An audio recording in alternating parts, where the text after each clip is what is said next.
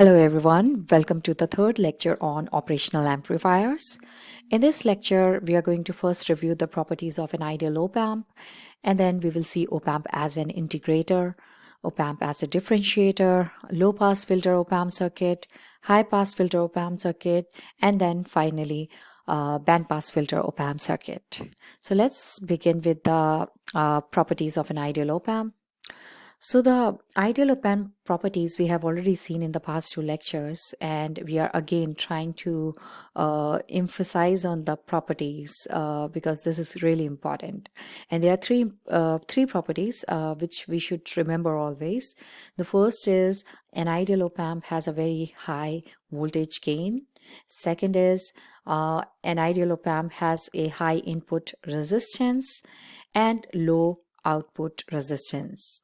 Okay, so these are the three very important properties of an ideal op-amp. And based on these three properties, there's one important point we need to remember, that whatever the output voltage you find in your circuit problem, that output voltage must lie between the saturation, positive and the negative saturation. So as you can see here, this is a linear graph, and this is the positive saturation and this is the negative saturation. So you have that a positive voltage supply and the negative voltage supply. So your output voltage which you'll get from an op-amp, it must lie between these two range. Okay, so let's quickly read here. If your positive voltage minus negative voltage is slightly positive, then that will be your then in that case your output voltage will saturate at a positive voltage. And if it is slightly negative, as it says here, then your output voltage will saturate at V negative. Okay, and if V naught is not forced into saturation, then it must be very near to the zero, somewhere here. Okay, and then this is again the same thing. Input resistance can be considered infinite for an ideal op-amp, and allowing the assumption of zero input current. We already know this thing, that with infinite input resistance, if we take that assumption, then the current going into the op-amp will be considered as zero. And then we have the output resistance can be considered to be zero, and which allows output voltage V out to equal to the internal voltage V naught. So this is another property of an ideal op-amp. When your output resistance is considered as zero in an ideal op-amp, and if that happens, then the output voltage which you'll get is going to be equal to this voltage, where this is your internal voltage, and it is equals to the gain, voltage gain, and multiplied by V plus minus V negative. So this V plus and V negative, this could be your same supply. Most of the time it's like 12 plus minus volts or 15 plus minus volts. So just make sure that whatever the output voltage you are calculating, it should lie in between that range. And there may be problem when you are given with the with maybe a gain and with the supply, and you have to predict the output voltage. So you basically decide on the resistances and then you calculate the output voltage. So those types of problems you might find in your homework or in your lab. Now next we have is op-amp as an integrator. Op-amp as an integrator is basically a circuit which performs a mathematical operation of integration, in which the output responds to the changes in the input voltage over time. As the op-amp integrator produces an output voltage, and that output voltage is proportional to the integral of the input voltage. So that formula we are going to see next after this slide. Now let's see here, this is the waveform, and let's see what it says. So this is the input signal and this is the output signal, and as you see here, when a step input voltage is applied, then the output is rising here. So output is raised, and then after that it stays at that high position, and it will wait for another step change, and then this output voltage will go down. So this type of signal we are getting because of the capacitor here, because it takes time to charge and then discharges. Uh, and another waveform which we see here, and you see here it is written old and new. The reason why it is written old and new, because with the help of R and C, and RC is a time constant. So if you change the value of capacitor and resistor, you can actually change the time constant. So you can change this slope you see here is basically can be changed by changing the R and C, and that's what it has been shown here, that this is the old slope, and with the help of changing these resistance and capacitor, we are able to achieve a new slope. So based on the application, we can move the slope by changing the components value.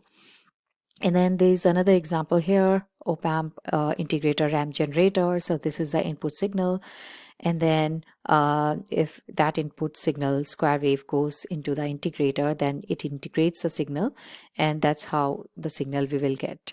So once it is stepped in here, then we have a signal like this, where it's kind of like discharging, and then it charges again from here to 0 volts. When it goes to the up voltage, then it again charges and then discharges. So this kind of waveform we will get from a integrator ramp generator. And another important thing is that what are the applications of op-amp integrator. So these op-amp integrator, they can be used in converting analog to digital signals. They can be used in wave shaping. They're also used in charged amplifiers. For example, they can be used in amplification of signal from devices such as piezoelectric sensors, photodiodes, in which the charge output from the device is converted into the voltage. So like in X-rays or CCD images, it can be used there. Now, let's see the derivation of an op-amp integrator.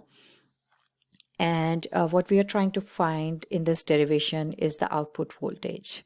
So because we have the capacitor, so the output equation is going to be a little bit different. So let's begin from here. Vc is equals to Q by C, where Q is the charge.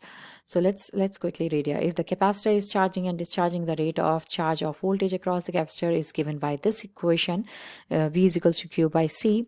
And it's a very common equation, and where Vc is the voltage across the capacitor, and this Vc, we are talking about this Vc, is basically equal to the difference in the voltage here and here in these 2 points, on these two points. So we can write this way, Vx minus V out, where Vx we already know is 0 by virtual ground, because this is grounded. So whatever the voltage is here is going to appear here. So this is 0.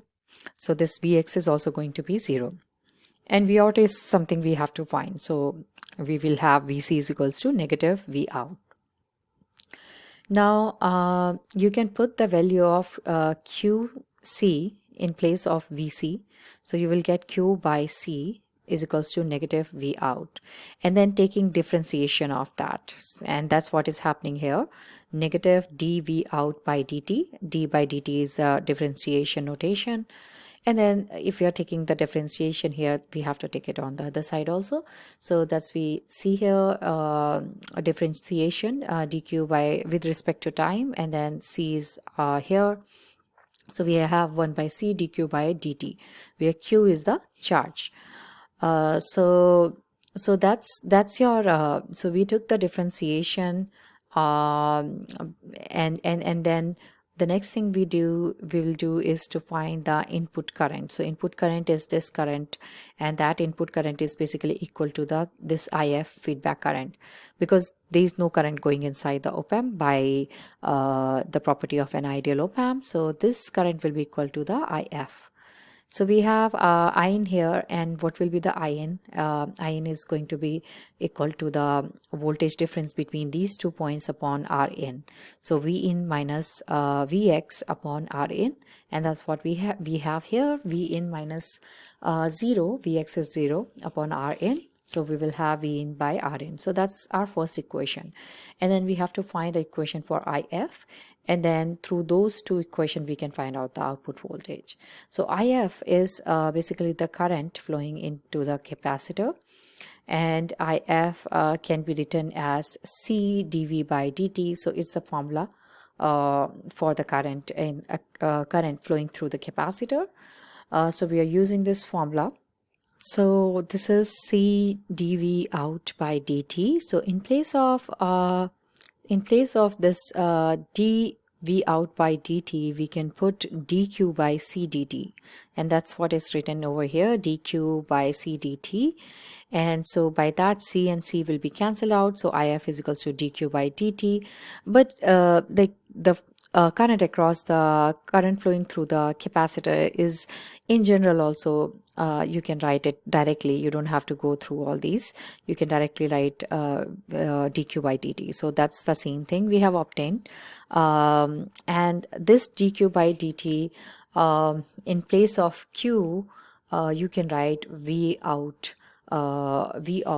into a capacitor. And from where we got this? We got from this equation, q is equals to Vc into this capital C, where Vc is our V out. If you have seen here, this is Vc is equals to negative V out. So the negative sign has not been taken over here, but it will definitely come in your final equation. So we will take this negative sign in the final equation. For now, just understand, in place of Q, we have put V out dot multiplied to the capacitor. And because we want the value in terms of V out, so that's why we have taken this. Now next is so it's actually the same thing what you have got over here. It's just like redoing it. So ultimately IF is equals to dV C dV out upon dt. And IF is equals to IN. IN is already, V in by Rn. So that's what we have here. V in divided by Rn is equals to dV out multiplied to C upon dt. Okay. So so now what you have to do, so you have this equation here. Okay. So what you're gonna do is you will take C here. So you will have V in by Rn into C. So C will go here, and then on the right hand side you will have dV out by dt. And then to remove this differentiation sign, what you'll do, you'll take the integration. You'll take the integration on both sides, taking integration. So when you take the integration here, you will get this V out, and when you take the integration here on this side, you will get this equation. That's the same thing.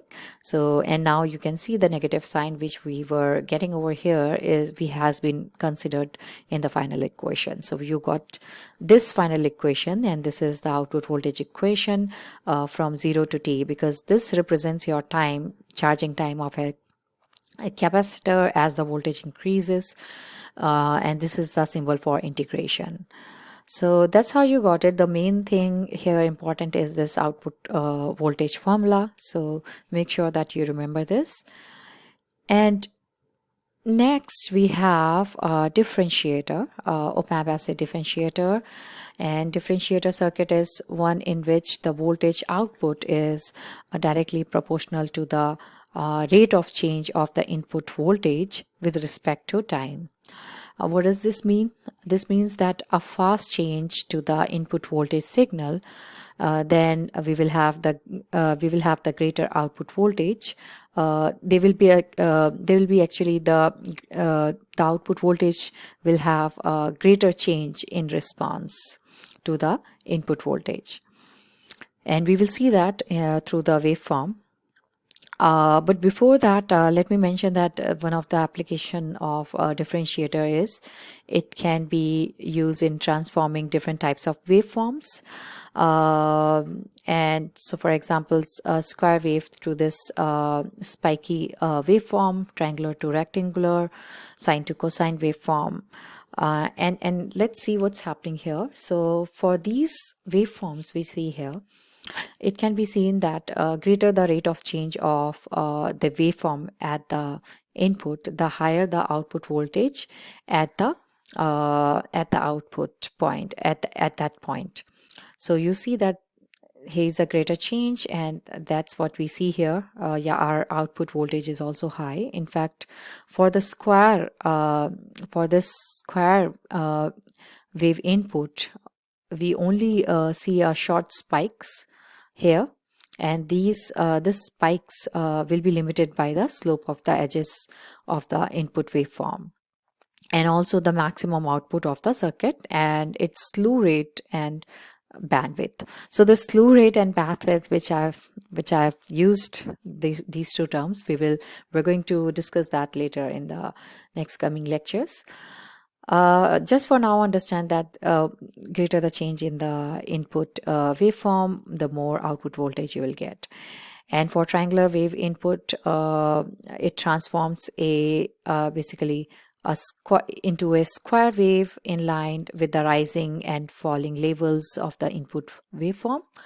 And then you have sine wave is converted to a cosine waveform, giving a 90-degree phase shift of the signal. Now next, let's see the derivation for op-amp differentiator. So this is the circuit, and we are going to drive the output voltage equation. If you notice here, we have a capacitor here and a resistor here. So it is opposite of integrator, where in integrator we had a capacitor in feedback, and on the input side we had a resistor. Whereas in differentiator, on the input side we have capacitor, and on the feedback we have resistor. But the method of solving for the output equation is going to be the same. So the current flowing in this branch will be equal to this IF by applying the KCL, and the current going inside the op-amp is going to be 0. So IN is equals to IF. That's what we have here, and IF is equals to is basically the difference between these two voltages upon RF. So this is already 0. We know that by virtual ground. This is grounded, so this is 0. That means this is also going to be 0. So 0 minus V out upon RF. So that's why we have negative V out upon RF. That's your feedback current. And then the formula for capacitor, we can write in this way: the charge on the capacitor equals to the capacitance times voltage across the capacitor. So this is the same formula which we saw for the integrator, and it's a basic formula which we use. And then what we are doing, we are basically differentiating the charge with respect to time and the voltage with respect to time. So thus the rate of change of this charges is dq by dt is equals to c dv in by dt, where t represents your time. And dq by dt is the capacitor current I. So this dq by dt, rate of change of charge, is basically your current. So you can say that this is equals to your IN. So instead of writing this, we can write IN, and we already know the value of IN, and we'll make it equivalent to IF. IF we already know, which is minus V out upon RF. So we'll put the value of this IF here. So negative V out upon RF is equals to C dV in by dt. So this RF will go there, and then negative sign will also go to the right side, and then you will get the final output voltage equation, which is V out is equals to negative RF C dV in by dt. So that's the output voltage equation for a op-amp differentiator. And this equation and the op-amp integrator output voltage equations are very important. And that's all for today, and the problems based on these two types of amplifier we will going to solve in class, or I'll be making more lectures based on that. And rest of the topics, low pass filter, high pass filter, and the bandpass filter I'm going to cover in the next lecture. So thank you so much for watching.